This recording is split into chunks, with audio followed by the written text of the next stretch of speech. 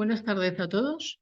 Bienvenidos tanto a los asistentes que estáis online como a los presenciales y sobre todo a nuestros ponentes. Esta tarde, en esta jornada sobre movilidad urbana sostenible, vamos a tener con nosotros a Carmen María Ávila Rodríguez, que es profesora titular de Derecho Administrativo en la Facultad de Derecho de la UMA. Además, es coautora de la monografía Transición energética y digital justa en el ámbito de los transportes, publicada en la editorial Thomson & Hardy 2023. Por otra parte, nos acompaña también Antonio Vázquez Olmedo, presidente de la asociación APETAM, Asociación Provincial de Empresarios Transportistas y Agencias de Málaga. Y en tercer lugar, vamos a contar con Raquel López Sánchez, que es abogada y directora jurídica de la empresa de vehículos de movilidad personal Lime para España y Portugal, y a la que presentaré más tarde y se sentará con nosotros en la mesa en la siguiente ponencia. Por tanto, sin más preámbulos, paso la palabra a Carmen, que nos va a hacer una introducción sobre el marco normativo y sobre el reto regulatorio que supone este marco normativo, para posteriormente tener un pequeño debate con Antonio sobre los problemas reales críticos del sector del transporte aquí en Málaga con impacto de esta materia. Cuando quieras, Carmen. Pues muchas gracias, buenas tardes a todos y muchas gracias tanto a Ana como al colegio pues por permitirme estar esta tarde aquí y compartir pues esta sesión tan interesante sobre un tema tan importante como es la movilidad sostenible que todos deberíamos de poder disfrutar y contribuir a que de verdad exista, ¿no? Bueno, pues efectivamente la intención de esta pequeña intervención es precisamente hacer un marco o exponer, dar una visión panorámica de lo que es el marco normativo y por qué, pues especialmente las entidades locales están adoptando una serie de medidas en materia de movilidad sostenible. Bueno, en primer lugar,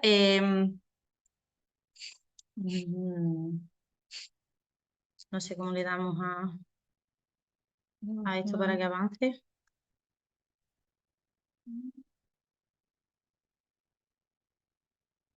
A ver, estamos hoy intentando... Sí, no sé si aquí. Si no, ahora vienen a echarnos un cable.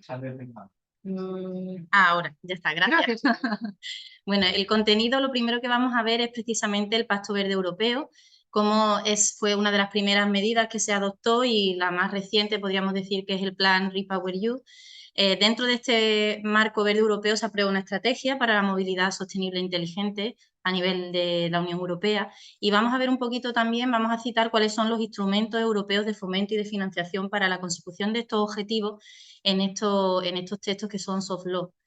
Vamos a ver después cómo ya a nivel interno, a nivel del Estado de España, pues empezamos a aprobar una serie de instrumentos, también algunos de ellos son programáticos, pero después estos nos van a obligar a adoptar una serie de normas de carácter jurídico.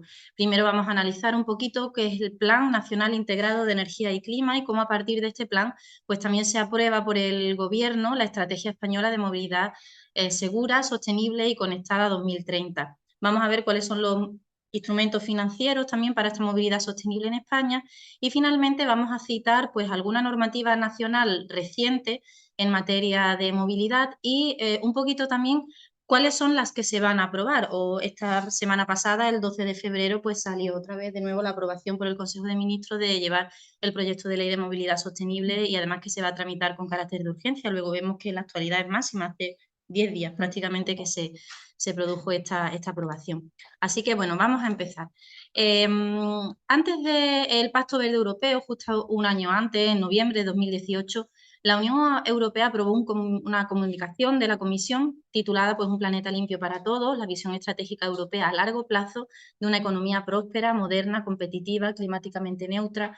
En esta comunicación, la intención de la Unión Europea era precisamente impulsar a un cambio en todo lo que es la descarbonización de la economía y para ello analizaba todos los retos que tienen todos los sectores de la economía, desde el sector energético hasta el sector de la construcción y por supuesto el sector industrial y por supuesto el sector de los transportes. En este sector de los transportes la Unión Europea se comprometía pues, a promover la eficiencia general de los vehículos, a incentivar los vehículos y la infraestructura de baja y de cero emisiones, a fomentar el uso de combustibles alternativos con cero emisiones emisiones de carbono, a diseñar y poner en práctica una mayor eficiencia en el sistema de transporte, a exigir una movilidad que sea sostenible, que sea asequible a todos en las zonas rurales, en las zonas que estén alejadas y que estén peor conectadas, pues proceder a la mejoría de esa conexión, y también todo esto sin dejar de lado a todo aquel sector de la población que tiene una situación de movilidad reducida y de discapacidad, porque no los podemos dejar, los tenemos que llevar de la mano, evidentemente. Un año después de este noviembre de 2018 es cuando se aprueba ya el Pacto Verde Europeo. Es decir, el Pacto Verde Europeo no nació de la nada, sino que ya traía detrás una serie de instrumentos de carácter de soft law, como son este tipo de comunicaciones. Ya digo que en noviembre de 2019 se aprueba este Pacto Verde Europeo, y la finalidad que tiene este pacto es hacer que la Unión Europea, bueno, pues pueda ser pionera en todo este cambio de la energía, del clima, y de llegar al año 2050 pues con 0 emisiones netas de gases de efecto invernadero. Ese es el objetivo, se marca al año 2050. Uno de los objetivos que tenía este Pacto Verde Europeo era precisamente aprobar lo que es la legislación europea sobre el clima, y precisamente esta legislación se aprueba con un reglamento del año 2021. Este Pacto Verde Europeo dio lugar a una serie de planes, ya digo, una serie de planes que van a incidir en todos los sectores de la economía. Temas que esos planes, por ejemplo, pues una nueva estrategia industrial para Europa. Se pretende que toda esta industria, bueno, pues esté electrificada y que esa electricidad provenga de lo que son energías renovables, ¿no?, en su mayor medida. También un nuevo plan de acción para la economía circular, para que Europa sea más limpia, sea más competitiva. Un plan muy importante es el de la resiliencia de las materias primas fundamentales. ¿Por qué? Bueno, pues porque todo el cambio tecnológico no existe si no existen esas materias primas que se han determinado como fundamentales o como críticas. Pues todos los mecanismos que llevan todos los vehículos de energía limpias y demás necesitan de esas materias, ¿no? Y no van a existir materias para todo, sino que hay que reutilizar esas materias, reciclar esas materias. En fin, todo este tema de las materias primas fundamentales es muy importante para la transición energética. La estrategia de la Unión para la integración del sistema energético, la estrategia del hidrógeno para una Europa climáticamente neutra. Mañana creo que se pone la primera piedra de toda esta infraestructura que va a hacer Cepsa en Huelva, como una de las mayores inversiones que se va a hacer en materia de hidrógeno verde, precisamente, ¿no? Y una de esas estrategias, de esos planes, precisamente es la estrategia para la movilidad sostenible e inteligente, encaminando el transporte hacia el futuro. En esta estrategia se fija 3 etapas temporales. La primera es esta, el año 2030, y los objetivos que se establecen en esta estrategia es que en Europa al menos 30 millones de vehículos de emisión cero tienen que circular ya por las carreteras europeas en el año 2030.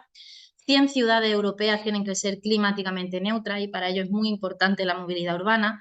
Se tiene que duplicar el tráfico de trenes de alta velocidad, que son propulsados precisamente pues, por combustibles que son de bajas emisiones. Los desplazamientos colectivos programados inferiores a 500 kilómetros tienen que ser neutros en carbono dentro de la Unión Europea. Ya hemos escuchado esta medida de que hay que quitar el avión para ir de aquí a Madrid prácticamente, ¿no? Bueno, pues no es una ocurrencia, es que ya lo exige la estrategia para la movilidad sostenible, ¿no? La movilidad automatizada pues se tiene que desplegar a más gran escala, tiene que haber buques ya de emisión cero listos para su comercialización. En el año 2035, además de todos estos objetivos, pues tiene que haber ya aeronaves de gran tamaño de emisión cero listas para su comercialización también. Y ya en el año 2000, desde el 35 al 2050, pues prácticamente todos los automóviles, furgonetas, autobuses, los nuevos vehículos pesados tienen que ser de emisión cero. Hay que duplicar el tráfico de trenes de mercancías, hay que triplicar el tráfico de trenes de alta velocidad. La red transeuropea de transporte multimodal tiene que estar equipada para un transporte sostenible, inteligente, con conectividad, en fin. Y a este Pacto Verde del 2019 tenemos que añadir pues, otros 2 instrumentos más. Un instrumento es el que se aprueba el 14 de julio de 2021, es el llamado Objetivo 55, o en inglés el Fit for 55, ¿no? ¿Qué hace este objetivo? Pues precisamente vamos a ir hacia lo mismo, no se va a cambiar ningún tipo de política, pero se van a aumentar los objetivos, el porcentaje de los objetivos. Y por otro lado tenemos el plan REPowerEU, que se aprueba el 17 de mayo de 2022, Este plan REPowerEU, la intención que tiene y por lo que surge es precisamente por la invasión de Rusia a Ucrania, ¿no? Lo que pretende este plan es, en primer lugar, diversificar el abastecimiento de gas, es decir, no podemos confiar en la producción de un país que no es fiable y, por tanto, pues no se puede proceder a importar gas ruso, sino que hay que diversificar el mercado por el cual importamos los gases. Se aumenta el porcentaje de gas renovable que se tiene que producir en España, se aumenta el porcentaje de ese hidrógeno verde que hay que producir y principalmente son casi esas dos medidas, ¿no? Y después forzar a los estados a que aumenten el almacenamiento de gas para pasar el invierno y después intentar que los precios precisamente del gas y de la electricidad bajen, porque todo esto coincide con la subida tan grande que tuvimos de precio de gas y de electricidad, ¿no? Además, este plan REPowerEU prevé una serie de estrategias, como por ejemplo incrementar el porcentaje y acelerar el proceso de la instalación de infraestructuras para combustibles alternativos. Todo esto ya lo teníamos andando en el año 2016, con unos objetivos claros de introducir estas infraestructuras tanto a nivel terrestre como en los aeropuertos, como en los puertos. Pero ahora se aumenta el porcentaje al que hay que llegar. Y también hay otros dos planes, uno el Fuel EU Maritime y después también el Refuel EU de Aviation, que consiste precisamente en lo mismo, ¿no? En impulsar la necesidad de sustituir todo lo que son los carburantes fósiles pues por todos esos biocarburantes o carburantes sintéticos, tanto a nivel marítimo como de aviación, que supone primero una investigación importante, una fabricación importante de estos medios de transporte, de estos vehículos, y después es precisamente pues toda esa instalación de las infraestructuras que son necesarias.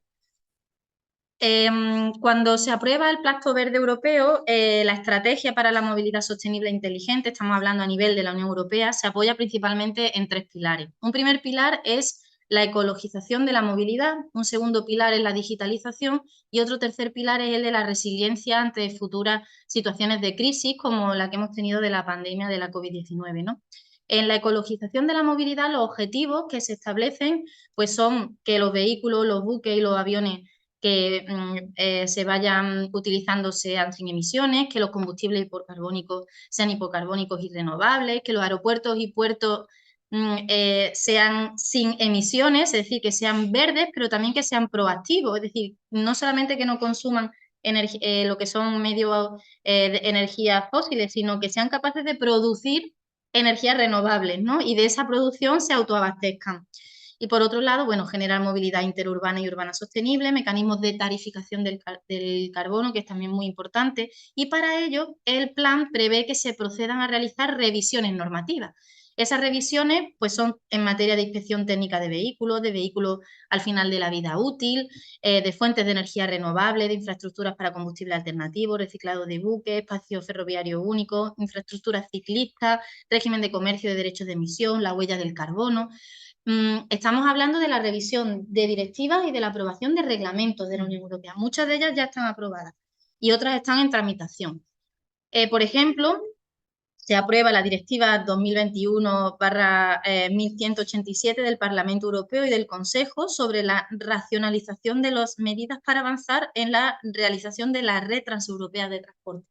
Nosotros tenemos una red transeuropea de transporte, de energía y de telecomunicaciones. Y esta de transporte es muy importante y pretende conectar a nivel europeo pues todas las comunicaciones terrestres, ya sean por carretera, por ferrocarriles.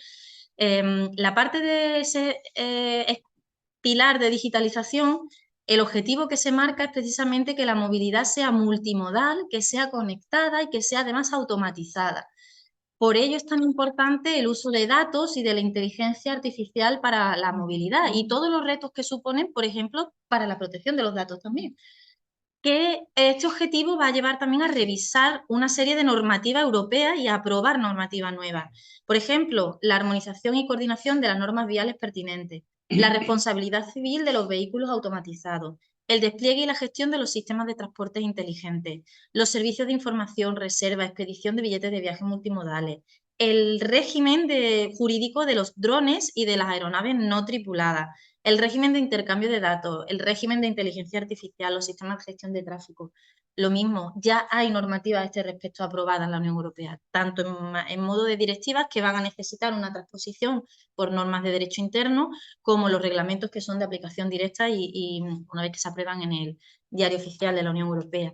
Y en cuanto al pilar de la resiliencia ante futuras situaciones de crisis, el objetivo que se marca esta estrategia europea es de la movilidad sostenible y accesible para todas las regiones, para todos los pasajeros, con una especial sensibilidad a aquel sector de la población con discapacidad o con movilidad reducida. También la intención es la de ampliar las obligaciones de servicio público dentro de la prestación del servicio de transporte. Esas obligaciones de servicio público pues tienen que ser más específicas, más eficientes si cabe, y siempre que sea posible tienen que contribuir a la transición hacia un sistema multimodal.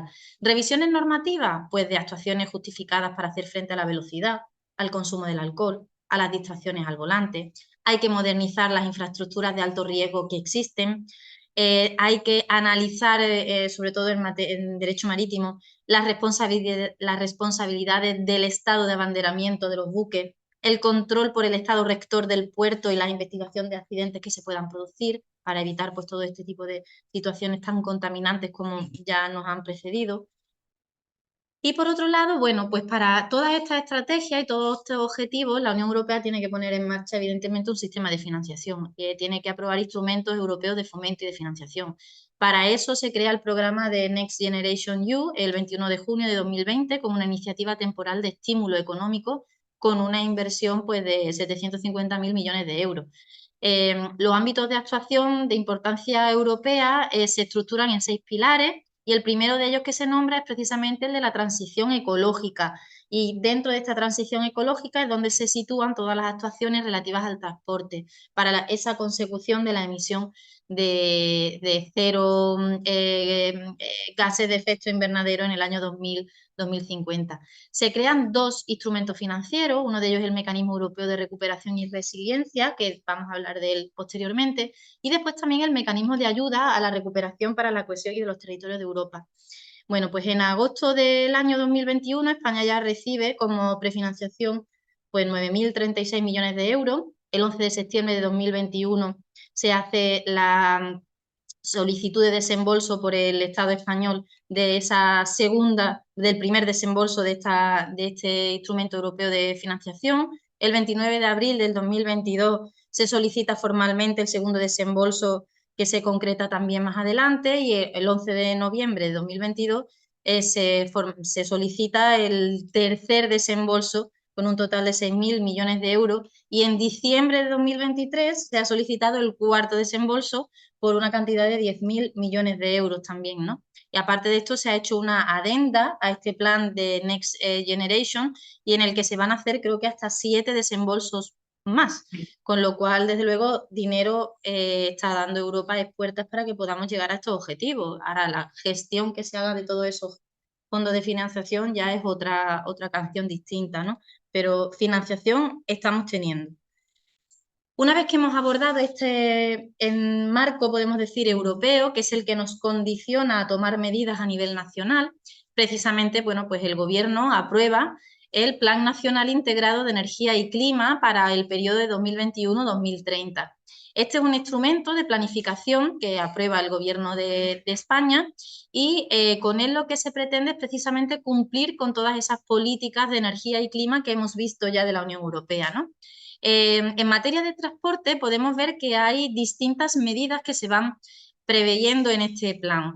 Por ejemplo, la medida 1 a 7 relativa a los biocombustibles avanzados en el transporte y tiene como base la revisión de la Directiva de Energías Renovables, que ya está aprobada, y se fijan una serie de objetivos. Por ejemplo, el objetivo general es del uso de las renovables en el transporte del 14% en el año 2030. Y además se fijan objetivos específicos para biocarburantes avanzados, Para los años 2022 hay que llegar al 0,2, para el 25 al 1, para el 2030 al 3,5 y así es como se van fijando, ampliando ese porcentaje en los años que van pasando. La medida 1,8 es la relativa a la promoción de los gases renovables, que es precisamente donde se están fomentando pues toda esa producción del hidrógeno verde. El hidrógeno verde no es más que la utilización de un electrolizador y precisamente la Unión Europea se siente fuerte, se siente líder en la capacidad de producir esos electrolizadores. Eso no es más que una máquina que lo que hace es separar la partícula del agua. Entonces, una vez que se separa, se almacena lo que es el hidrógeno. Ese hidrógeno se puede, por eso es un vector importante energético, se puede almacenar, que no se puede almacenar ni la energía eólica ni la energía solar. Ese electrolizador lo que se hace es que se pone en mecanismo con una electricidad, pero con una electricidad que se ha generado a partir de energía eólica o energía solar. De esa manera estamos almacenando la energía solar y la energía eólica en el hidrógeno. Y después ese hidrógeno se puede transportar tanto de manera líquida como gaseosa como sólida. Entonces ahí es la bondad que tiene este gas renovable del hidrógeno verde.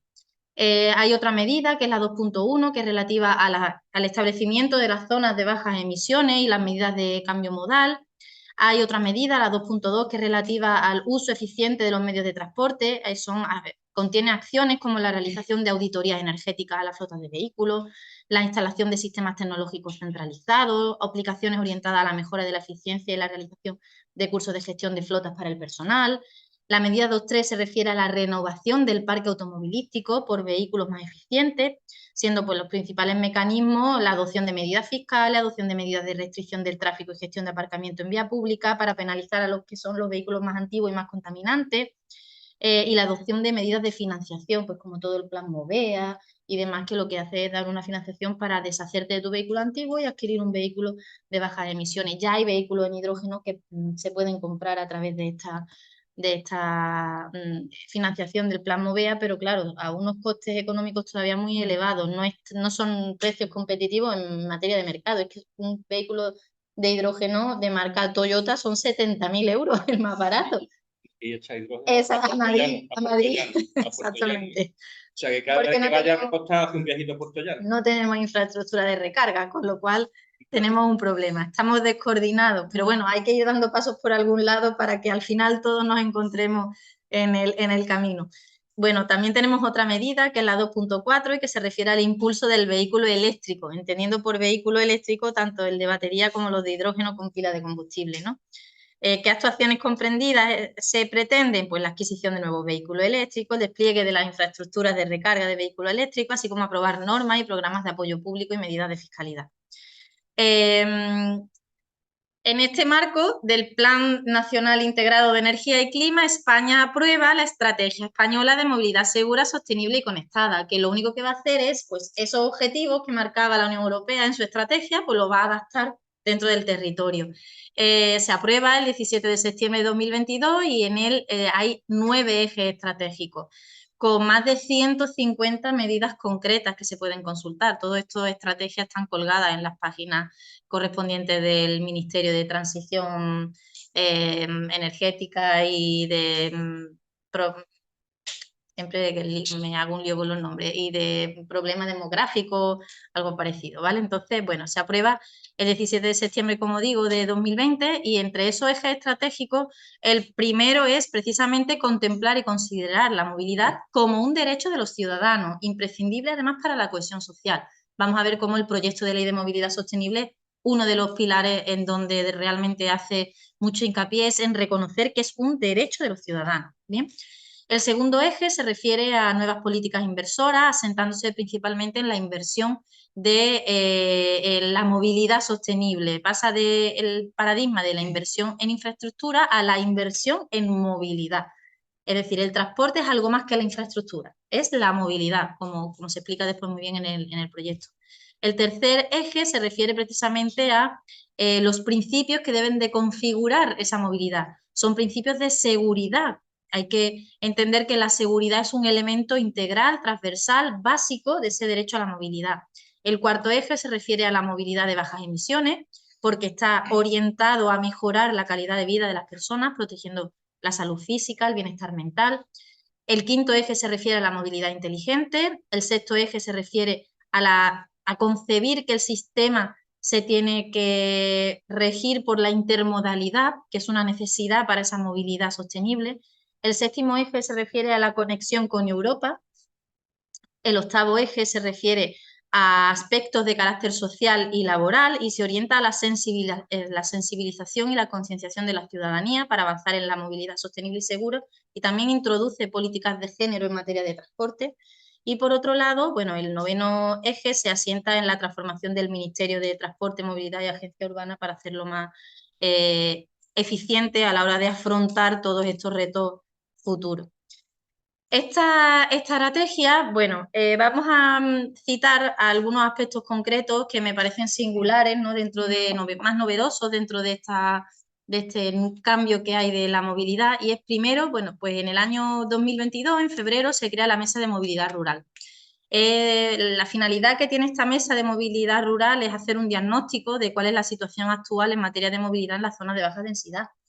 No es eficiente tener un autobús que haga una línea regular cuando no hay pasajeros a los que recoger, ¿no? Pues porque no existe la necesidad de esa movilidad o no está bien configurado no está bien orientado para el tipo de viajero que va a desplazarse.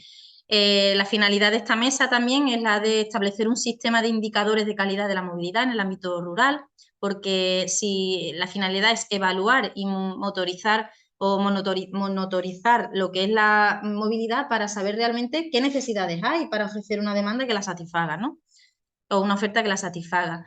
Estudiar una serie de propuestas de conectividad territoriales innovadoras, como por ejemplo, ¿es práctico, es útil, es eficiente, es sostenible un servicio de transporte a la demanda? ¿Es necesario rutas dinámicas de transporte de vehículos compartidos? ¿Hay que hacer un refuerzo de la movilidad activa en la conexión entre municipios? ¿Y qué medidas de tipo regulatorio son necesarias y hay que facilitar, ¿no? Por otro lado, se aprueba lo que es la Estrategia Estatal por la Bicicleta en el año 2021. Es necesario un cuerpo normativo que regule adecuadamente y con claridad esta actividad ciclista. Este cuerpo normativo exige, por un lado, la elaboración de un modelo de ordenanza tipo reguladora para el uso de la bicicleta en las ciudades y además su convivencia con peatones, con vehículos a motor, con patinetes. ¿Qué medidas? Bueno, pues se establece un diseño de redes acorde con el tamaño, la distribución de las poblaciones, que esa red sea continua, que sea cómoda, que sea segura. Tiene que haber estacionamientos públicos seguros en sitios clave, que estén vigilados, que sean cómodos, que tengan frecuencia. Hay que respetar el espacio peatonal, hay que realizar estacionamientos de bicicletas en edificios de vivienda, en oficinas, en correos, en edificios públicos. También se aprueba la hoja de ruta del hidrógeno, una apuesta por el hidrógeno renovable. Fíjense, en la flota de autobuses de transporte urbano, al menos para el año 2030, si no recuerdo mal, hay que tener una flota, los municipios, de 150 a 200 autobuses de pila de combustible de hidrógeno renovable. Es una imposición que se pone no ya solo por esta estrategia, sino que ya nos lo decía Europa y España la adapta a nuestro territorio, ¿no? Hay que tener un parque de al menos de 5.000 a 7.500 vehículos ligeros y pesados de pila de combustible de hidrógeno para el transporte de mercancías. Una red al menos de 100 a 150 hidrogeneras de acceso público a una distancia máxima de 150. Actualmente hay unas 5, unas 4. 3 son de carácter privado de industria, de la propia industria, que genera su hidrógeno renovable pequeñito en su electrolizador y a la vez construye la hidrogenera al lado y tiene 2 vehículos de hidrógeno. Y creo que hay otra en Madrid, en una estación de servicio. No recuerdo bien en qué zona, ¿no? Pero son prácticamente 3 o 4 hidrogeneras de las 100, 150 que debemos de tener, que yo creo que es para el año 2030. Bien. Bueno, y además también se aprueba la hoja de ruta de biogás en marzo del 2022. Hay que producir, hay que usar el biogás que está generado por medio de digestión anaeróbica de residuos de origen orgánico y hay que introducirlo en el uso en el transporte normalmente pesado, sobre todo cuando la electrificación no es la opción más eficiente económica y medioambientalmente, ¿no? Ocurre, por ejemplo, tanto con camiones, tractores, etcétera, como por ejemplo con el tema de los aviones, exactamente igual, ¿no? Hay que sustituir lo que es el carburante fósil pues por carburante de carácter sintético, ¿no? Que además la mayoría de aviones pueden hacer el cambio sin cambiar lo que son sus maquinarias de motores y demás, ¿no? ¿Qué instrumentos financieros se aprueban en España? Pues bueno, el plan que se aprobó el 27 de abril de 2021 por el Consejo de Ministros y es el Plan de Recuperación, Transformación y Resiliencia. Este es el instrumento fundamental que España tiene que aprobar. ¿Para qué? Pues para poder solicitar los desembolsos del Next Generation que aprueba la Unión Europea. Este plan se estructura en 4 ejes principales. Cada eje se desarrolla en una serie de políticas palancas, hay un total de 10 políticas palancas y después hay una serie de componentes. Bien, bueno, en lo que respecta a la materia de transporte, tenemos una política palanca que es sobre agenda urbana y rural, lucha contra la despoblación y desarrollo de la agricultura, en el que cuyo componente número 1 es el relativo al plan de choque de movilidad sostenible, segura y conectada en entorno urbano y metropolitano. Este plan está dotado con 6.536 millones de euros y el objetivo principal es impulsar la descarbonización de la movilidad urbana. Entre esas medidas está la de fomentar la movilidad activa e impulsar la transformación del sector del transporte público como una verdadera alternativa a la utilización de lo que es el vehículo privado. ¿Qué reformas se contemplan? Pues 2 principalmente. Por un lado, el despliegue de las infraestructuras de recarga y de impulso de los vehículos eléctricos, y también la aprobación de la Ley de Movilidad Sostenible y Financiación del Transporte, que era como se llamaba antes, ¿no? Ahora hablaremos un poquitín sobre esta ley nada más. Además, en este componente hay 3 inversiones fundamentales. La primera inversión es la configuración y puesta en práctica de las zonas de bajas emisiones y la transformación digital y sostenible del transporte urbano y metropolitano en municipios de más de 50.000 habitantes. Estamos viendo de dónde proceden las medidas que se están adoptando.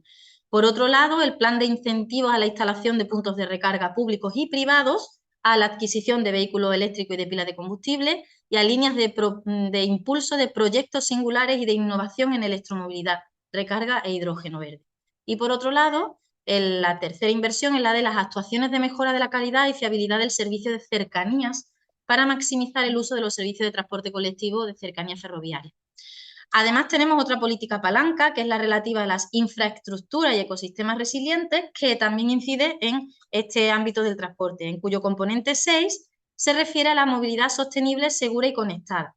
Inversión, 6.667 millones de euros. Objetivo, desarrollo de corredores europeos, mejora de la logística y la intermodalidad, digitalización y sostenibilidad del transporte y la serie de medidas e inversiones está destinada a modernizar, digitalizar y mejorar la seguridad y sostenibilidad de las infraestructuras claves del transporte interurbano e intermodal en todo el territorio nacional, con especial atención a lo que es el transporte ferroviario. Hay otro tipo de medidas dentro de este plan de recuperación, transformación y resiliencia y son los llamados proyectos estratégicos para la recuperación y transformación económica, son los PERTE.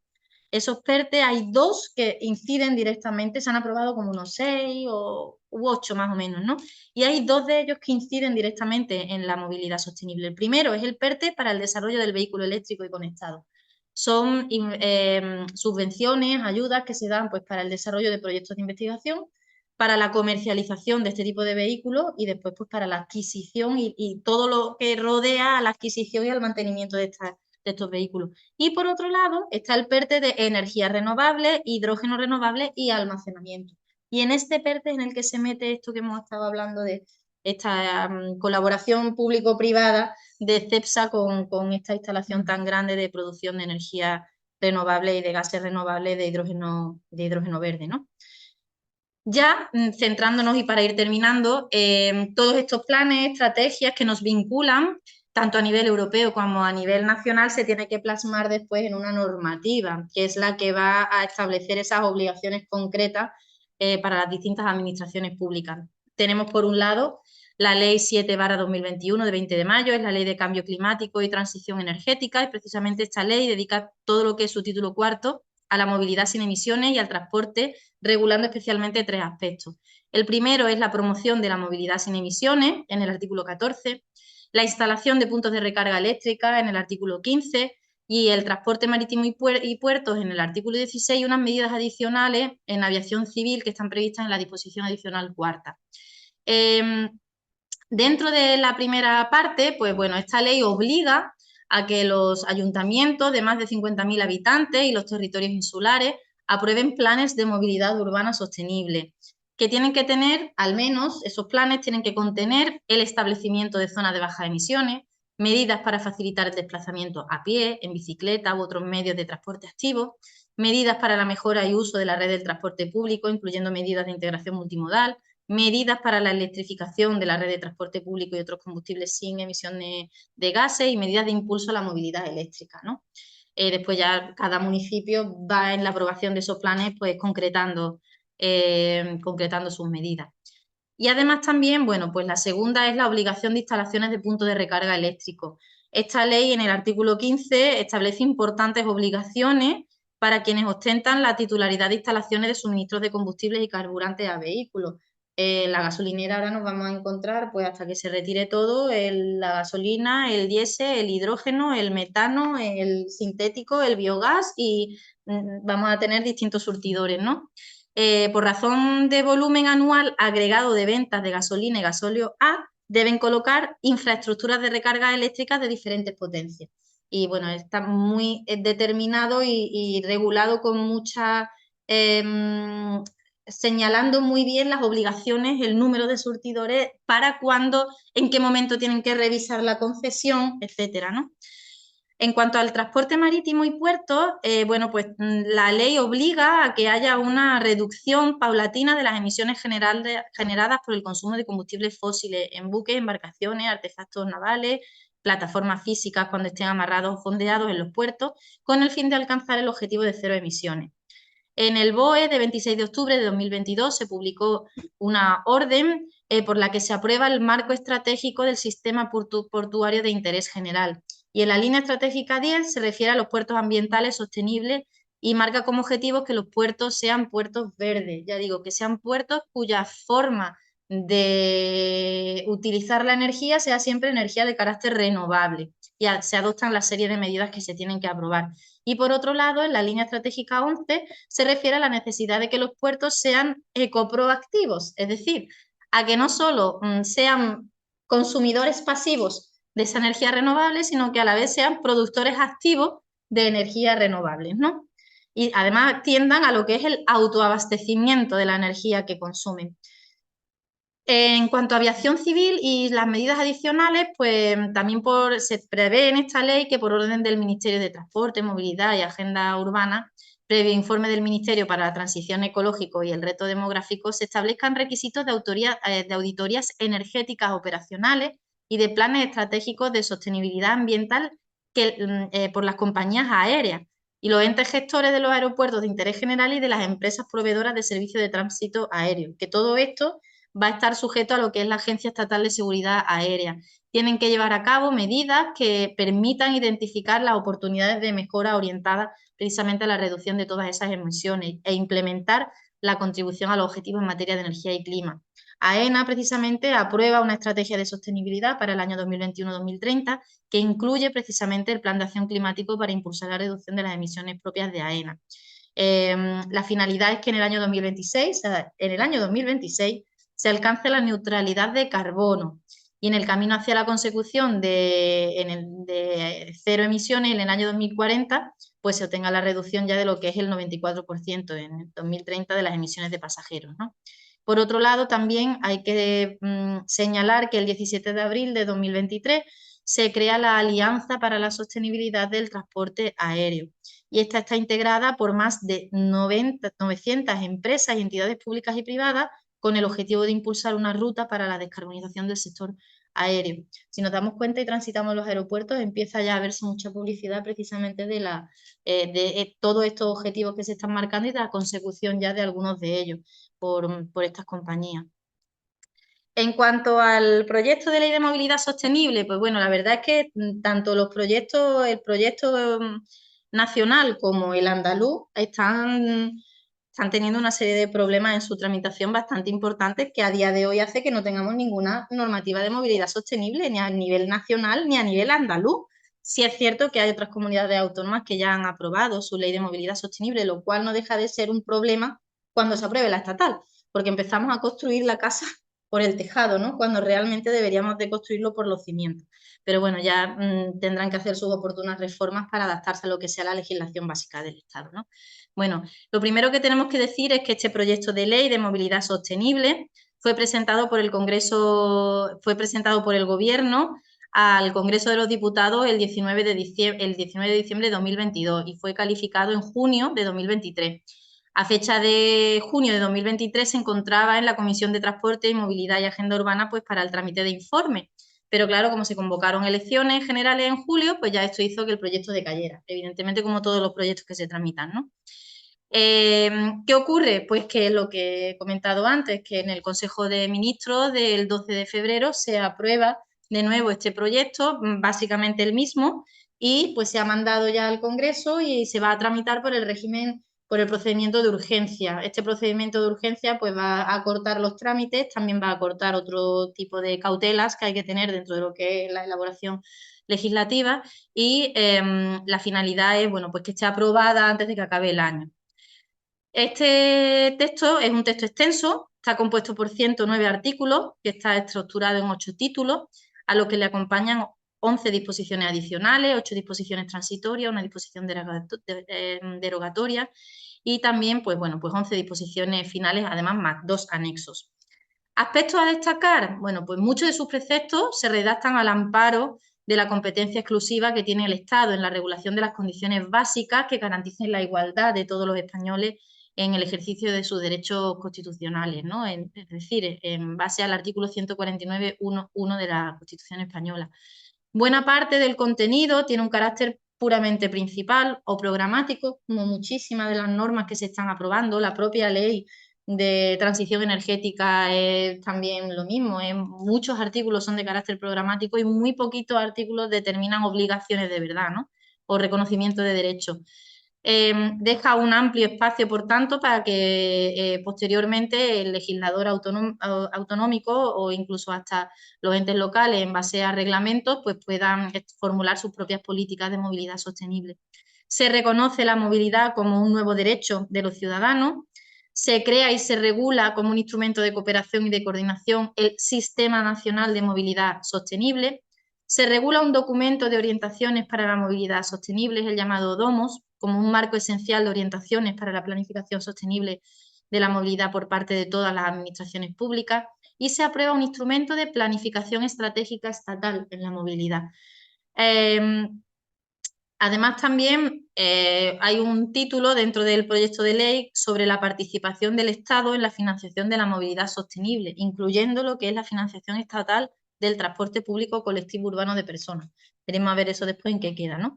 Pero bueno, en definitiva, también vamos a ver cómo se tramita, qué enmiendas son las que se introducen y finalmente cómo queda el proyecto de ley de movilidad sostenible y si de verdad se aprueba antes de que concluya el año, ¿no? Entonces, bueno, un poquito muy rápido, de forma muy acelerada, casi sin posibilidad de pararse en detalles, ¿no? Pero con esto creo que se ve un poquito de dónde vienen todas esas medidas que estamos adoptando, sobre todo a nivel municipal. Así que... Yo creo, Carmen, que efectivamente has podido condensar la normativa en un marco complejo, que además está en constante evolución, en la que yo creo que queda claro que nosotros los abogados tenemos que tener una formación continua y estar actualizados porque es un periodo de transición. Y me ha gustado mucho cómo has ido desgranando cada uno de los aspectos. Y me gustaría destacar especialmente, ya en esta última parte, que has hecho hincapié en la movilidad como un nuevo derecho de los ciudadanos. Y que todo esto, además la movilidad relacionada con la digitalización, tan importante, con la inteligencia artificial, y que permea todos los sectores. Aquí estamos en el sector del transporte, y efectivamente el transporte pues, se afecta, y ahora hablaremos con Antonio un poco, comentaremos esto, ¿no? Pero no solamente es el transporte, sino que es algo que afecta eso como un derecho nuevo de los ciudadanos, ¿no? Entonces, muchísimas gracias. Casi me atrevería a decir que un derecho de ver, como el medio ambiente. Vale, es interesante. Es un derecho de ver. O sea, Es nosotros tenemos que gozar de ese derecho, pero también tenemos que contribuir a que realmente nosotros hagamos un uso sostenible de nuestro transporte privado, por ejemplo, ¿no? Y que la medida de las posibilidades, más incómodo, desde luego, transportarse en un transporte urbano, pero es que tenemos que concebirlo como un derecho de ver, no solo un derecho. Y en eso yo creo que tendría que haber una educación también, una concienciación y una educación, una inversión en educar, ¿no? Porque luego hablaremos con Raquel sobre el tema de los vehículos de movilidad personal, pero efectivamente creo que es un punto importante. Hemos hablado también del tema de la descarbonización. ¿Son útiles las zonas de baja emisión? ¿No son útiles? Antonio, ¿qué piensas tú? Vamos a centrar un poco en los problemas prácticos. Yo la verdad que nosotros nos hemos mostrado partidarios de las zonas de bajas emisiones. Creemos que sí, que son útiles. Lo que pasa es que no se pueden crear las zonas de bajas emisiones y dejar a los ciudadanos sin alternativa. Y bueno, me ha gustado mucho lo que ha dicho Carmen sobre que la movilidad es un nuevo derecho. Y yo creo que de verdad que la movilidad tiene que ser igual que la educación, la sanidad, un derecho. Punto. Eso de cada uno con su coche hasta el fin del mundo y yo aquí con mi castillo, digamos, a ver, eso ya es una cosa que en otros países europeos ya no se plantea. En Alemania es verdad que hay un coche familiar, pero hay un transporte público que funciona. Y se han puesto, en Alemania, por ejemplo, a ver, yo creo que cuando hay experiencias buenas en otros países, hay que copiarlas. Allí han puesto un mínimo de cada hora tiene que haber un servicio, sobre todo en Alemania el ferrocarril es muy potente.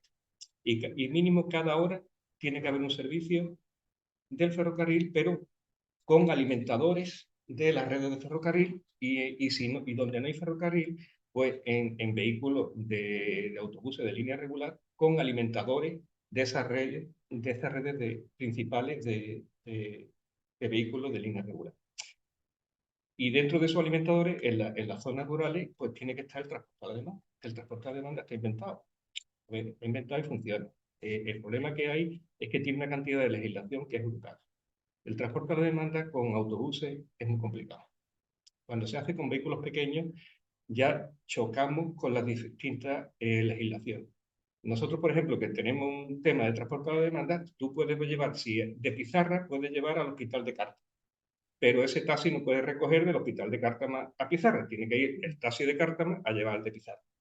Entonces, o cambiamos todas esas normas tan antiguas y cogemos y hacemos consorcios o zonas de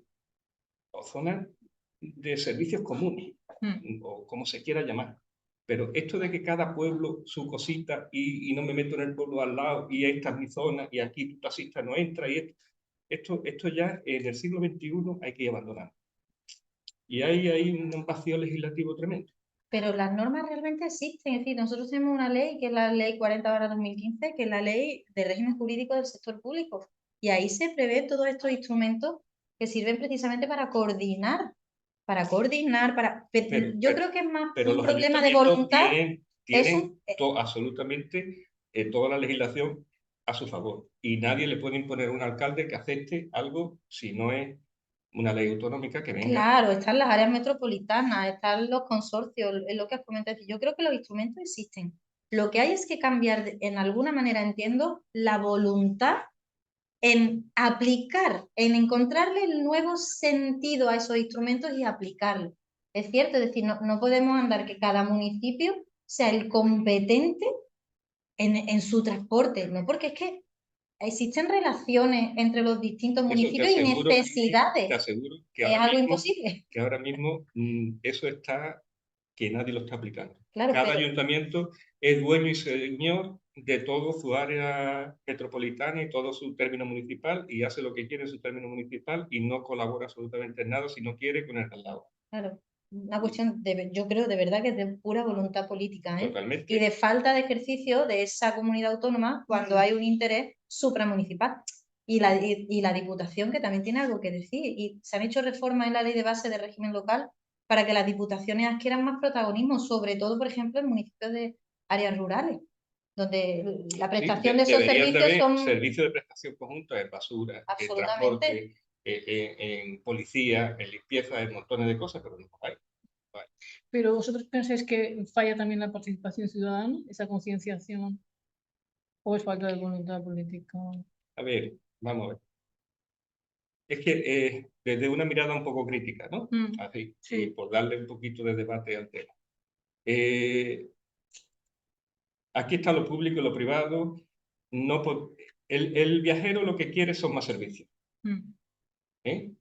Los organismos, bueno, las empresas públicas no quieren colaboración público-privada porque se le ven sus vergüenzas.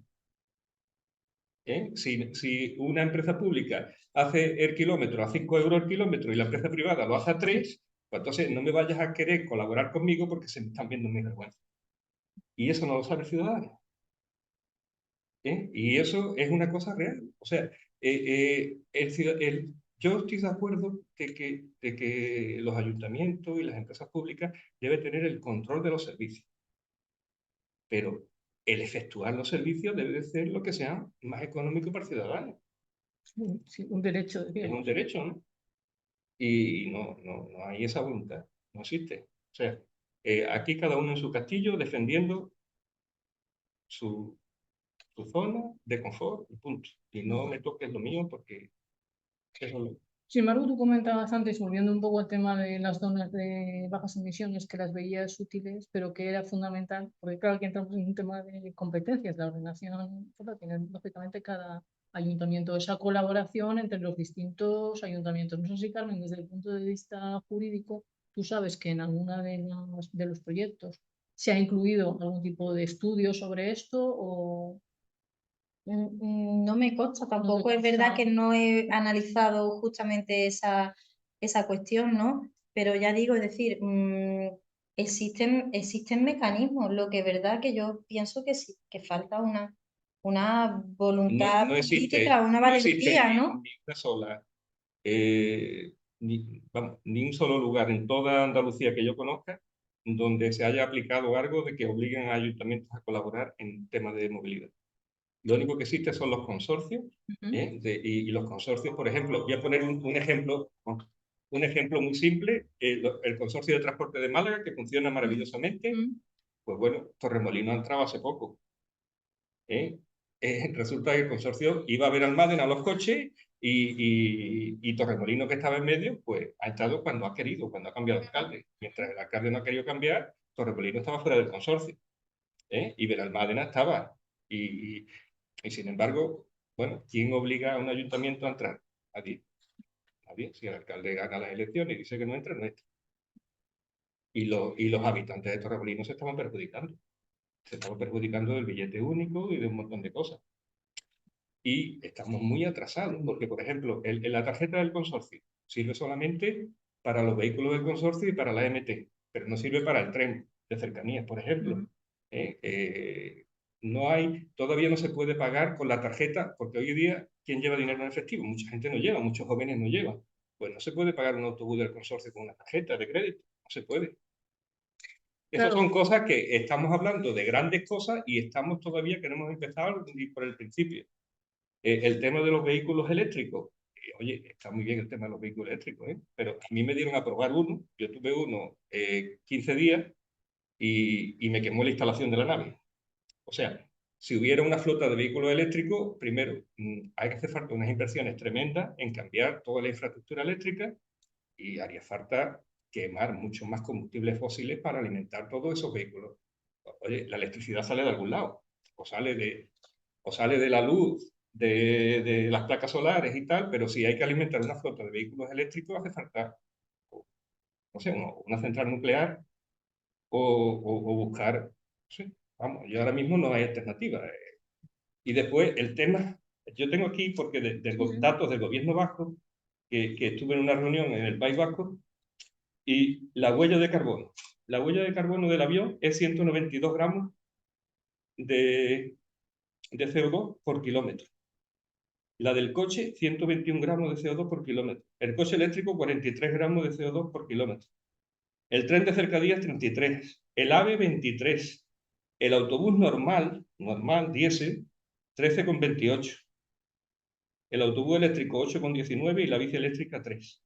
La huella de carbono de un autobús normal es mucho menor que la de un coche eléctrico, pero muchísimo menor, vamos, infinitamente menor. Entonces, todas las políticas que hay ahora de la Unión Europea es que hagamos los autobuses de hidrógeno. Un autobús de hidrógeno vale 700.000 euros, ¿no? 600 y pico, 700.000 euros. Un autobús normal, ya, que yo los compro, 295, 300 más IVA. Un autobús. ¿Sabes las inversiones que son eso? Hay una sola hidrolinera de Madrid para abajo que es en Puerto Llano. Una. Es que no hay infraestructura, no hay de nada. Estamos hablando de cosas que están muy bonitas en el papel, pero que no hay nadie que lleve a la práctica. Claro, yo creo que has puesto el dedo en la llaga, es decir, el tema de la financiación, el tema de las infraestructuras y la cuestión de la digitalización tan importante, porque no se puede Totalmente. dejar a un lado. Entonces, Y hay un tema más. Cuando todas estas... Estoy tomando nota de las subvenciones y son subvenciones tremendas, pero al final todas estas subvenciones, ¿a dónde van? Pues van a las empresas municipales de transporte y a algunas empresas de cercanía. La media y la larga distancia es que no tenemos alternativa al diésel ahora mismo. Pero es que un vehículo diésel Euro 6D es que no contamina prácticamente nada y es que no se hacen pruebas sobre eso. El diésel Euro 6D es algo muchísimo más ecológico de que casi todo lo que estamos hablando aquí de temas hasta del eléctrico. Lo que pasa es que claro, esto no lo hacen técnicos o esto lo hacen personas ¿vale? Que rellenan papeles y lo hacen muy bonito y está bien todo en un plano teórico, pero no lo hacen técnicos que de verdad saben del tema. Y bueno, vale, que el diésel además podemos ir a combustible, combustibles de laboratorio que también existen y se pueden hacer. Y ahora mismo es una alternativa, pues esa alternativa no aparece en ningún lado. ¿y vosotros desde la asociación estáis tomando alguna medida? Ahora creo que la semana que viene tenéis Sí, nosotros tenemos nuestros congresos, nuestras cosas, pero vamos, nosotros somos una asociación provincial que al final, a ver, tenemos también una asociación andaluza, intervenimos, a ver, nosotros, bueno, nos ha servido para sacar de la pandemia 1.700 euros por vehículo, es lo único que hemos conseguido, que lo hemos cobrado ahora 2 años después de la pandemia. A ver, nuestro sector es un sector que había, en el 2019 había 3.200 empresas, quedan 2.750 empresas ahora mismo. La media ha subido de vehículos por empresa, es un sector que se está concentrando. Es un sector que las 10 primeras empresas tienen el 55% del mercado.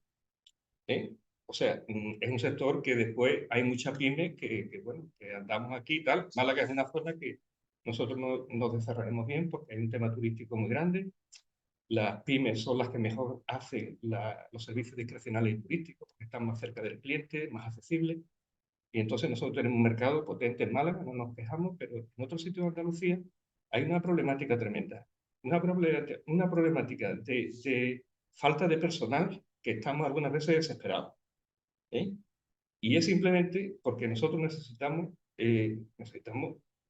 bueno, el transporte, sabéis, que está súper legislado, los tiempos de conducción y descanso, que eso es una cosa que está súper legislado, 4 horas y media, 45, 3, 4 y media, 9 horas, y descanso de 11 horas en 3 jornadas y jornadas, está todo muy legislado. Y un autobús vale 300.000 euros y es una pena hacer esas inversiones y no tener quien lo lleve a la mejor por la tarde. Si te sale un servicio y tienes que pedirle. Nosotros en Málaga, la verdad que nuestra asociación funciona muy bien porque tenemos una colaboración entre las empresas que no existe en ningún sitio de España y yo viajo por toda España. O sea, en Málaga somos un ejemplo de colaboración entre las empresas de transporte que yo me siento muy orgulloso como presidente porque la verdad que somos un ejemplo. Cuando vienen aquí tres cruceros al puerto, si no es por la colaboración entre todos los compañeros, esto no se saca. Es imposible. Salen ahí 200 coches a la vez, o en un mes de abril que hay muchísimo trabajo, y bueno, eso solamente se hace con muchísima colaboración, hablando mucho entre nosotros, coordinando servicios, ayudándonos, tú haces esto, tú haces lo otro, estando muy en contacto unos con otros y tenemos una colaboración tremenda. Pero lo que quiero decir que es un sector muy complicado, que las inversiones son brutales y que tantísimo dinero como hay para formación y no sé qué, no sé en cuánto, nosotros, nuestra asociación, tiene un convenio con Autoescuela Torcar, que le voy a dar publicidad, pero es así, y nosotros les pagamos a los conductores el carnet con un acuerdo que tenemos, unas condiciones muy ventajosas, a gente que conocemos que está parada, le pagamos los carnets, le damos la formación y los metemos. Y estamos absolutamente de espaldas a la administración con cero ayuda. Y luego salen los políticos hablando de que hay muchas ayudas para educación, para no sé, yo no sé dónde están. Porque yo me he reunido hasta con la consejera y al final las cosas quedan en nada. Claro, por eso hablábamos antes del tema de la sostenibilidad financiera, que parece fundamental. Y ha comentado Carmen que luego la gestión ya es más problemática. Sobre el papel, como tú decías, programático, hay un montón de ayudas y es verdad que se está recibiendo de la Unión Europea.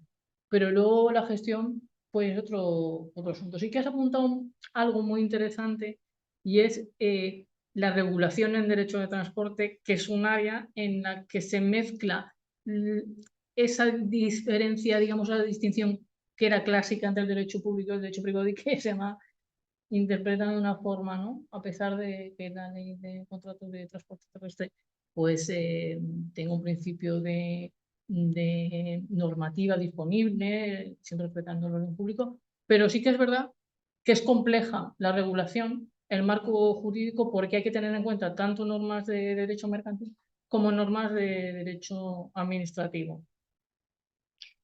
Bueno, ahora mismo transporte está manga por hombro. O sea, nosotros tenemos concesiones que llevan cumplidas algunas 20 años, que como hay obligación de llevar a las personas porque es un derecho, la movilidad, pues sigue funcionando. Vamos, a ver, eso es como si tú tienes, yo qué sé, un chiringuito en la playa y se le cumple la concesión y tú vendes la sardina a mitad de precio que el restaurante de al lado. A ver si me entiendes, que esto, por poner un ejemplo un poco burdo, ¿no? Pero son concesiones que van a salir, que se van a regularizar ahora, pero que muchas están precarias. O sea, también esas empresas, comprendo que las empresas que tienen esas concesiones que no salen a concurso, tampoco se atreven a invertir, a hacer unas inversiones brutales porque no sabes si van a seguir o no van a seguir o qué va a pasar. Y estamos en una indefinición que ya lleva años y años y seguimos aquí. Algunos ya vivimos en la indefinición, ¿no? Pero claro, cuando tú tienes que invertir a lo mejor un año, un par de millones de euros y estás en la indefinición, a ver, yo creo que los empresarios de transporte es para hacerle un monumento, sinceramente. Vamos, somos una rara avis, porque hacer inversiones sin saber si el año que viene eso te va a servir o lo vas a tener que vender. De todas maneras, un poco centrando, volviendo un poco al tema de la movilidad sostenible, porque es verdad todo lo que estás explicando, ¿no? El sector está en exposición, pero volviendo un poco a ese punto, ¿qué otras cuestiones de las que hemos comentado aquí, que ha explicado Carmen, podría ser interesante debatir un poquito más o tienes alguna reflexión sobre eso? No, bueno, a ver, muchísimo. Nosotros, lo que ha explicado Carmen de la ley de movilidad sostenible, creo que es muy interesante también el tema que obliga, porque bueno, la ley, vale, es una ley estatal, pero al final son las comunidades autónomas las que tienen transferida casi todo. Entonces, bueno, la ley puede estar muy bonito, pero que luego son las comunidades autónomas las que la tienen que desarrollar. Yo una cosa que veo muy interesante de la ley de movilidad sostenible es la obligación que pone de que las zonas como los polígonos o las grandes donde trabajan, creo que eran más de 200 personas, ¿no? Les obligan a poner un servicio de transporte. Esto creo que es interesante, pero va a chocar muchísimo con la legislación de las empresas, ¿no? Porque al final una empresa pone un servicio de transporte, lo pone, pero ya no lo puede quitar. Vamos, yo voy a poner un ejemplo que yo hago el transporte de San Miguel, por ejemplo, ¿no? Bueno, y hace unos años llevábamos 30 personas en el autobús y ahora llevamos 3. Y están esperando que se jubilen esos 3 para quitar el transporte. A ver, ¿por qué? Porque es que es imposible cuando tú pones algo, una empresa pone eso ya el sindicato lo coge, es un derecho y eso no hay Dios que lo quite. Y entonces a las empresas les dan pánico poner un servicio de transporte, claro. Y además los trabajadores no quieren un servicio de transporte. ¿Por qué? Porque se lo meten como un bien en especie y le cotizan nómina también y ellos prefieren cobrar su plus de transporte. Entonces, al final hay muchísimas cosas que están muy bonito todo, pero esto también entra y hay que regularlo con todo el tema de la legislación laboral. Y hay que darle un poquito de libertad a las empresas que, oye, que si luego tienen que quitar el autobús porque no hay suficientes personas que lo puedan quitar y que no se le quede ahí ya a los restos. En España es que también los derechos se consolidan muy rápido, ¿eh? Sí. Bueno, pues yo creo que hemos puesto sobre la mesa las cuestiones que queríamos comentar. Desde luego tenemos mucho más que hablar sobre el tema de transporte y a eso se dedica la sección, o sea que tenemos nuevas jornadas sobre temas más específicos, incluso sobre los que has sugerido tú, Antonio, sobre el tema laboral. Y por tanto vamos a hacer ahora un receso de unos 10 minutos y seguiremos con la ponencia relativa a los vehículos de movilidad personal a cargo de la compañera Raquel López. Muchas gracias.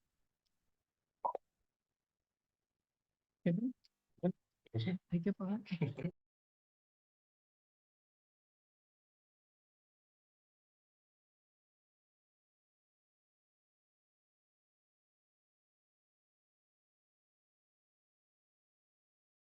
Hola, buenas tardes de nuevo. Retomamos otra vez la jornada. En este caso va a estar a cargo sí. Gracias.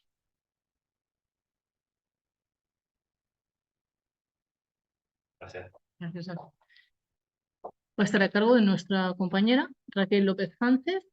Es abogada, es graduada en Derecho en España y en Estados Unidos y ha estado trabajando en diversos despachos y actualmente es abogada interna. Es abogada in-house y directora legal de la conocida empresa de vehículos de movilidad personal Lime para España y Portugal. Muchas gracias, Raquel, por acompañarnos. Estará sentado también en la mesa nuestro compañero Francisco Tirado, de la sección de Derecho de Transporte de nuestra sección. Por tanto, cuando quieras. Raquel, cuéntanos. Muchas gracias, Ana, y muchas gracias al Colegio de Abogados de Málaga por invitarnos a compartir hoy estas reflexiones con todos vosotros, con todos los compañeros. Y bueno, es un placer poder hablar hoy de lo que nuestra empresa Lime pues, hace como objetivo de la compañía y cómo contribuye en el caso concreto de Málaga, en donde operamos desde hace más de un año. Como habréis visto los que seáis de Málaga, pues hay varios operadores de servicios de micromovilidad, de patinetes, y uno de ellos es Lime, que por poneros un poco en contexto es la compañía líder a nivel mundial en la prestación de servicios de alquiler de flotas de bicicletas eléctricas, patinetes eléctricos, VMPs, vehículos de movilidad personal, que los llamaré indistintamente patinetes o VMPs. Y bueno, sí que quería compartir con vosotros para comenzar un dato muy positivo de cómo contribuye Lime a la ciudad de Málaga desde que empezó en enero de 2023. Por daros unas cifras, ha habido un total de más de 88.000 viajes en nuestros patinetes y hemos conseguido que se reduzca, o sea, que no se emitan 12 toneladas de CO2 en la ciudad de Málaga. Y eso, en términos generales, podríamos decir que se materializa en que se han evitado más de 20.000 trayectos en vehículos de motor. Bueno, esto para comenzar, y con lo que ha comentado antes Carmen, nos ha servido de preámbulo para situarnos en dónde nos movemos y cómo los VMPs contribuyen a cumplir los objetivos del Pacto Verde Europeo, de toda la normativa de ley de cambio climático, el proyecto de ley de movilidad sostenible y bueno, los objetivos que ahora hay que cumplir en ciudades de más de 50.000 habitantes, ¿no? En los que ya va a ser obligatorio implantar estas medidas urgentes de reducir la contaminación y cumplir con todos los objetivos a nivel europeo y a nivel nacional y autonómico, ¿no? Quería comenzar antes de entrar a los temas de mayor debate, en lo que compete a la industria de nuestro sector de vehículos de movilidad personal, por comentar un poco el nuevo proyecto de la Ordenanza de Movilidad de Málaga, que está ahora mismo en trámite de audiencia pública que de hecho finalizó hace poco el plazo de presentar alegaciones sobre, las posibles propuestas de mejora de los ciudadanos o de las empresas afectadas, ¿no? Sobre esta ordenanza. Y aquí quería resaltar que bueno, la verdad que nos merece una valoración muy positiva la nueva ordenanza, porque básicamente apuesta por aumentar los puntos de aparcamiento para vehículos de movilidad personal, porque como sabéis, una de las quejas principales que suelen tener los ciudadanos y los habitantes de una ciudad es los comportamientos incívicos de los usuarios de los patinetes, ¿no? Pues que estén mal aparcados y que circulen por las aceras y todo esto que ya conocéis, ¿no? Y bueno, aquí la ordenanza apuesta por duplicar, incluso triplicar todos estos puntos actuales que hay para aparcar VMPs, porque eso va a ayudar a reducir este tipo de comportamientos incívicos de estacionamiento irregular. Luego también merece la pena destacar que se apuesta por regular desde la perspectiva de la intermodalidad, ¿no? Que es el principio que al final rige toda la movilidad sostenible. Entonces, ¿qué se propone en la nueva ordenanza? Ubicar estos puntos de aparcamiento cerca de estaciones de tren, de autobuses, para favorecer esa intermodalidad que es tan necesaria para hacer que realmente la movilidad sostenible en nuestras ciudades sea una realidad. Y por último, también queríamos comentar que es muy interesante que el Ayuntamiento de Málaga, al redactar este proyecto de nueva ordenanza, ha tomado como referencia los objetivos que ya se han plasmado en el proyecto de ley estatal de movilidad sostenible y apuesta por promover la adopción de planes de movilidad sostenible con los empleados del ayuntamiento y también incentivar los proyectos de movilidad sostenible con el sector privado, ¿no? Luego veremos esto en qué se materializa, pero desde luego a nosotros desde la compañía nos parece muy interesante que se promuevan este tipo de iniciativas y que pueda existir un incentivo fiscal a que empleados de una compañía, si utilizan un vehículo de movilidad personal o cualquier otro vehículo como la bicicleta o vehículos alternativos de movilidad sostenible, pues que puedan, por ejemplo, tener una exención en el IRPF y que esto pueda desgravar luego lo que proceda, ¿no? A la hora de hacer la declaración del IRPF, porque al final esto es lo que de verdad va a incentivar que sea una realidad y que se utilicen estos medios alternativos de transporte urbano. Y antes de pasar a plantear los temas de debate, sí que quería comentar que uno de los puntos quizá más conflictivos de esta nueva ordenanza es el intentar poner como obligatorio el uso del casco en los vehículos de movilidad personal. Aquí nos encontramos con un vacío legal porque al final el legislador estatal todavía no ha desarrollado el Reglamento General de Vehículos, tal y como establece el artículo 47 del marco del texto refundido de la Ley de Tráfico y Seguridad Vial. Aquí en el año 2020 o 2021, si no recuerdo mal, se introdujo una modificación para incluir a los VMPs en la Ley Estatal de Tráfico y Seguridad Vial y se dijo que será obligatorio el uso del casco en los términos que reglamentariamente se determine.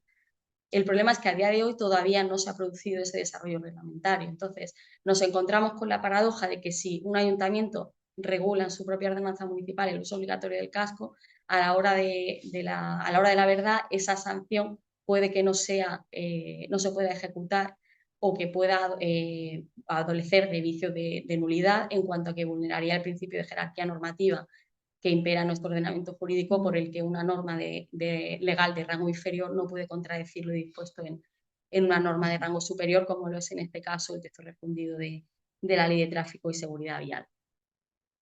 Y por entrar un poco ahora en temas de más debate, primero, a modo preliminar, decir que los VMPs se han regulado por primera vez con características técnicas y con sus requisitos para la homologación en la resolución de la Dirección General de Tráfico de enero de 2022.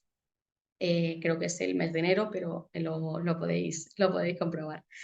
Lo que más distingue a un vehículo de movilidad personal respecto a un ciclomotor, por ejemplo, es que tiene un sistema autoequilibrado, que alcanza una velocidad máxima de 25 km por hora y que se conducen con propulsión de un motor eléctrico, ¿no?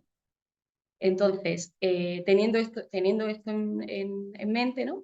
Voy a pasar a plantear varios puntos de debate que me parecía interesante compartir con vosotros hoy. Primero vamos a empezar por el tema de si se debe obligar o no a que exista un permiso de conducción para utilizar un vehículo de movilidad personal. Como punto a favor, por supuesto, los que abogan por esta alternativa defienden que podría ser más seguro para viandantes, para el que utiliza el vehículo y para toda la ciudadanía en general. Pero como argumentos en contra, y desde luego nada desdeñable, está el hecho de que se podría desincentivar el uso de este tipo de vehículos como una alternativa de transporte sostenible que está muy bien percibida en ciertos sectores de la población, y además podría suponer un trato discriminatorio con respecto a las bicicletas eléctricas o a las bicicletas tradicionales, que en nuestra legislación a efectos prácticos se tratan del mismo modo, dejando a un lado las e-PAC, que son bicicletas de pedaleo asistido, que no son una bicicleta eléctrica al uso, ¿no? Ni una bicicleta tradicional. Pero el quid de la cuestión es que si no existen datos relevantes de que la siniestralidad en patinetes sea mucho mayor que en bicicletas, ¿por qué habría que imponer una obligación de tener un permiso para conducir este tipo de vehículos, ¿no? Y aquí merece la pena destacar la sentencia, esta es de las más relevantes, que por no decir la única que ha llegado al Supremo y que ha sentado jurisprudencia en cuanto a UMPs, que por si la queréis buscar es la sentencia del Supremo 572/2022 de 10 de febrero del mismo año, en la que se sentó doctrina sobre el hecho de que un UMP no encaja en la conducta típica de los delitos contra la seguridad vial consistente en conducir un vehículo sin la licencia de conducción. En este caso se enjuició una conducta consistente en que una persona conducía lo que parecía un ciclomotor, era una especie de patinete con sillín, pero no se pudo probar en primera instancia si tenía sistema autoequilibrado, cuál era la velocidad máxima que podía alcanzar, ni nada de eso. Entonces, con el principio in dubio pro reo y por la prohibición de una interpretación extensiva del tipo penal, se acabó absolviendo a la persona enjuiciada en este caso, y el Supremo en pleno en la sala de lo penal dictaminó que no es posible que una persona conduciendo un vehículo de movilidad personal pueda cometer un delito contra la seguridad vial por conducir sin la respectiva licencia, porque no está regulado como tal y por tanto sería una interpretación que totalmente contraria a derecho, ¿no? Entonces, bueno, sí que quería comentar con vosotros si, cómo veis el tema actualmente y si consideráis que sería necesario establecer un permiso operatorio. Y en su caso, ¿por qué? Hombre, ciertamente todo lo que redunde en mejor formación para el usuario de ese tipo de vehículos, entiendo que no es baladí apostar por ello, ¿no? Todo lo que sea educar en seguridad vial siempre va en un sentido positivo, bajo mi punto de vista.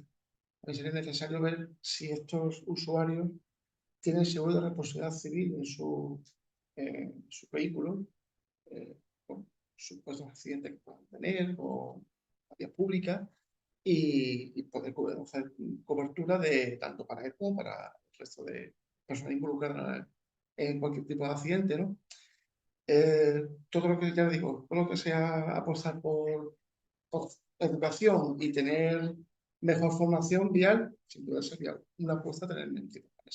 No sé qué opinas, Ana. Yo creo que Francisco ha dado la clave en el tema del seguro de responsabilidad civil y efectivamente que todo aconseja, teniendo en cuenta los requisitos del tráfico rodado, que por seguridad jurídica debe haber algún tipo de formación y por lo tanto una licencia de conducción da una garantía.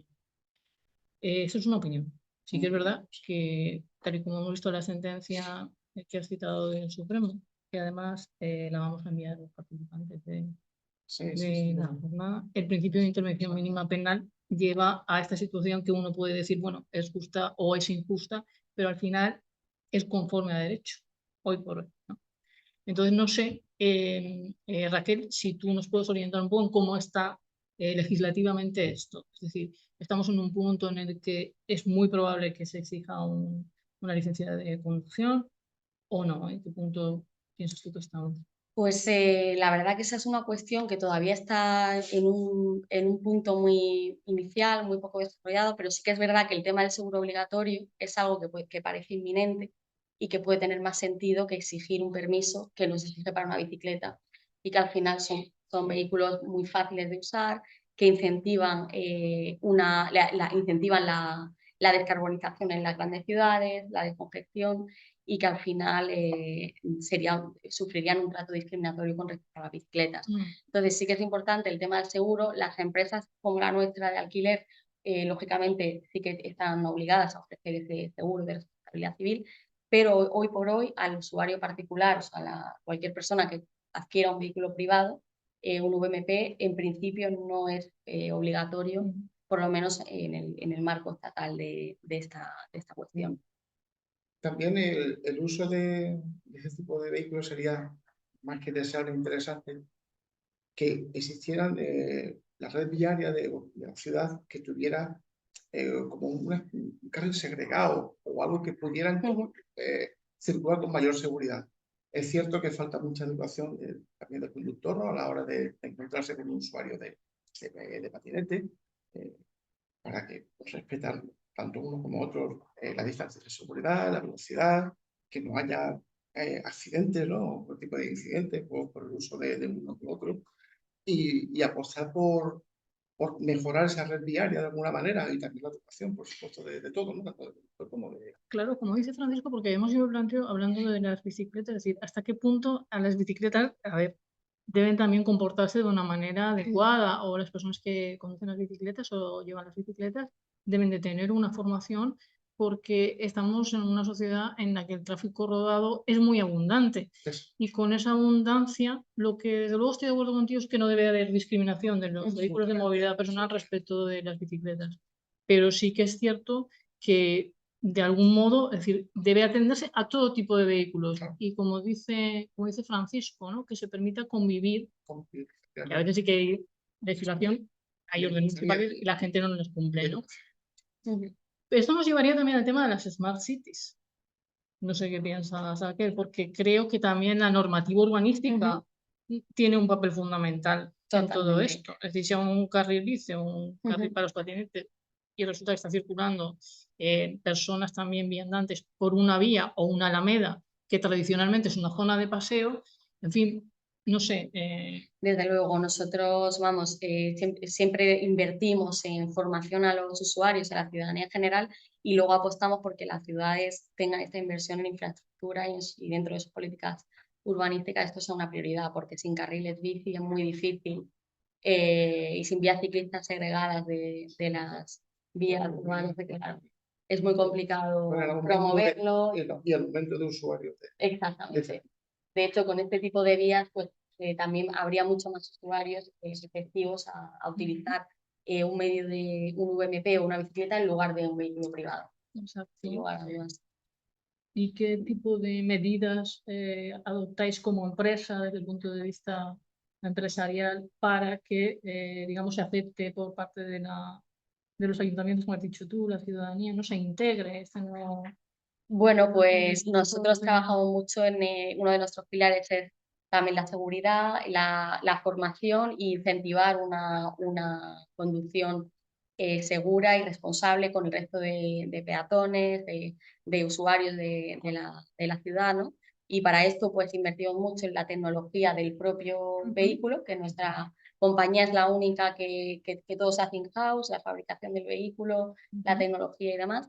Y bueno, al final aplicamos pues también inteligencia artificial, tecnología GPS de última generación para promover un estacionamiento más correcto, asegurar que los vehículos pues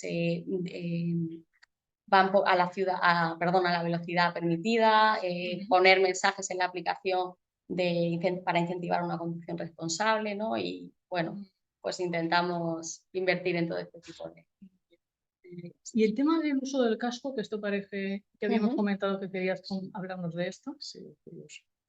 Sí, pues el uso del casco, bueno, al final, a día de hoy, no está desarrollado reglamentariamente todavía, no se ha modificado el Reglamento General de Vehículos para introducir esta obligación, y es verdad que muchos municipios han intentado regularlo a nivel municipal, pero claro, es lo que también comentaba antes Carmen, ¿no? Que es empezar la casa por el tejado, porque hay que esperar a que, bueno, pues a que se supla esta inactividad del legislador a nivel estatal para poder ver si eso se va a materializar, y en su caso habrá que intervenir cuando se proponga una reforma de la ley en este sentido, porque sí que es verdad que en otros países, como por ejemplo Noruega, fomentar el uso del casco ha demostrado que a veces es más eficaz que imponerlo como una obligación, ¿no? Entonces, bueno, al final es una cuestión que yo creo que lo que hablábamos antes, la formación es esencial, y si todos, o sea, si se invierte en la información a la gente por iniciativa propia, pues va a querer utilizar el casco y tener una conducción más segura. Chaleco reflectante. Exacto. Interesante. Sí. Muy bien. Y sí, bueno, la verdad que yo creo que hemos puesto sobre la mesa varios temas. También está sobre la mesa el tema de crear un registro nacional de conductores de UMPs.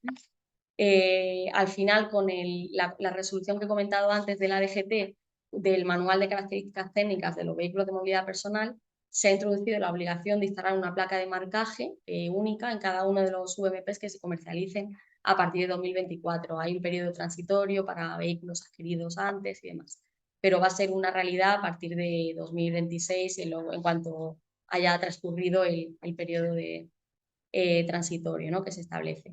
Entonces, al final, si están estas placas pero no hay un registro nacional, pues igual deviene estéril esta medida, ¿no? Y también otros autores y otros juristas están planteando que la creación de este registro podría dotar de una mayor seguridad jurídica a este tipo de vehículos y bueno, y sería más eficiente para de verdad darle utilidad práctica a esta placa de marcaje que se va a instalar en todos los vehículos. Muy bien. Entonces, a nivel europeo, porque como también eres ahora directora de España y Sí. Portugal, ¿qué diferencias ves o qué cuestiones nos ha explicado Carmen, el Pacto Verde?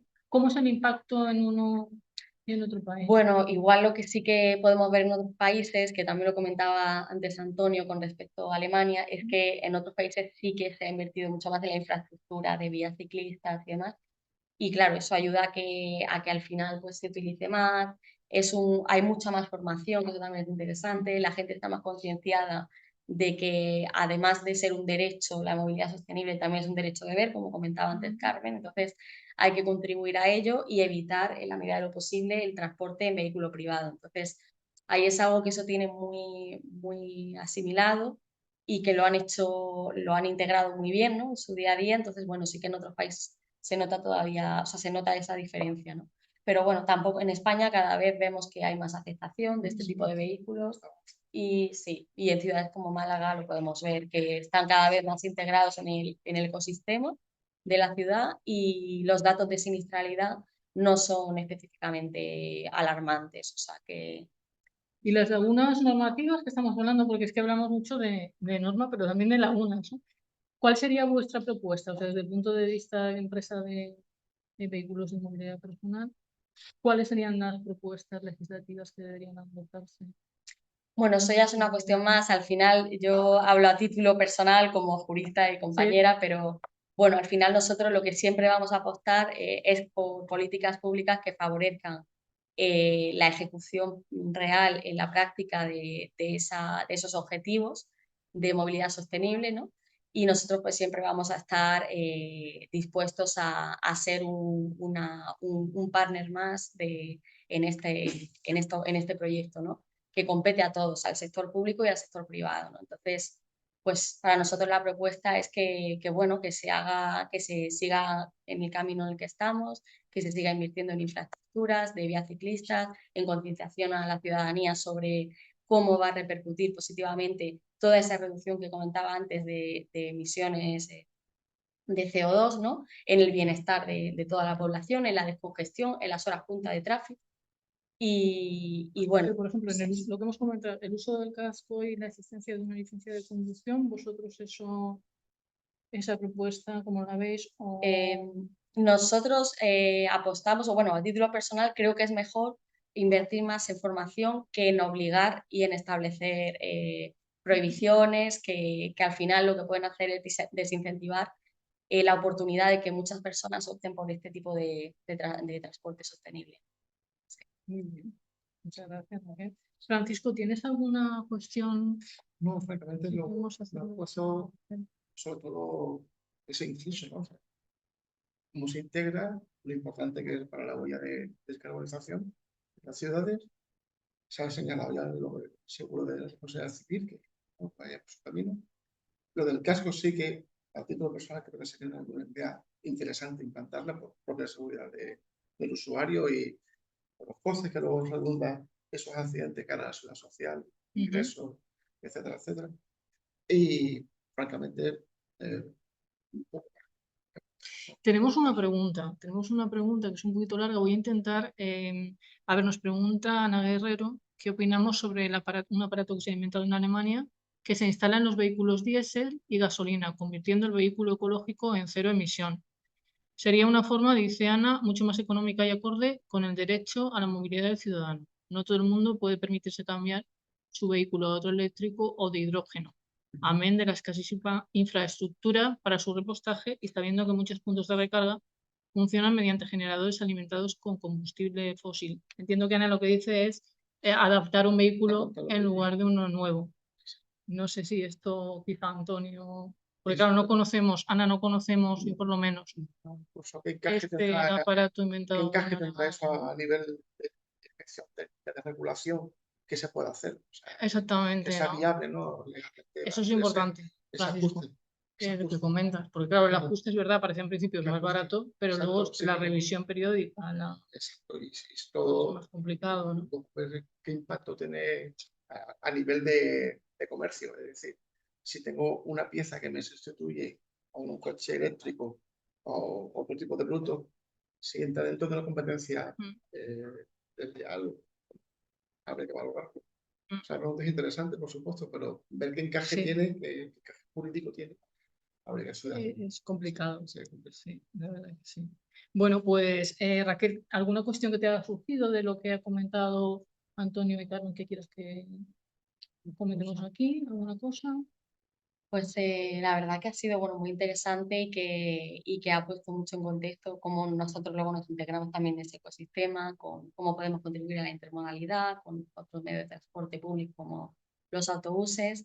Y bueno, como al final somos medios muy complementarios, ¿no? No alternativos ni siquiera, o sea, es esa intermodalidad lo que es la base de todo y que una vez que esto se integre y se entienda por gran parte de la población, pues es cuando realmente va a empezar a funcionar, ¿no? Cuando haya voluntad política de seguir pues invirtiendo en la consecución de estos objetivos.